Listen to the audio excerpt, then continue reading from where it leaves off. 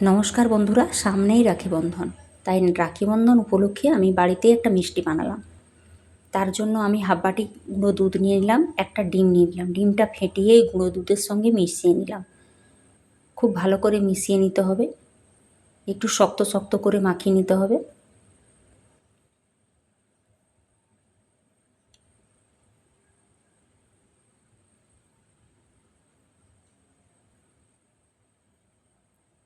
এভাবে আমার মাখানোটা রেডি হয়ে গেছে।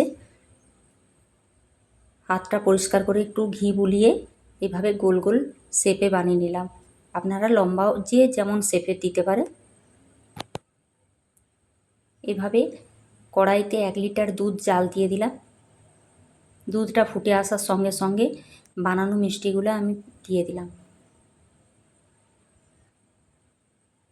মিষ্টিটা ফোটার সঙ্গে সঙ্গে দেখুন ফুলে ওপর দিকে উঠে গেছে। এই সময় আমি 1 কাপ চিনি দিয়ে দিলাম। মিষ্টিটা যে যার প্রয়োজন মতো দেবেন। একটু ভালো করে ফুটিয়ে নেবেন। মলে এলে এদিকে কাজু বাদাম গুঁড়ো করে রেখেছিলাম আর এলাচের গুঁড়ো দিয়ে দিলাম।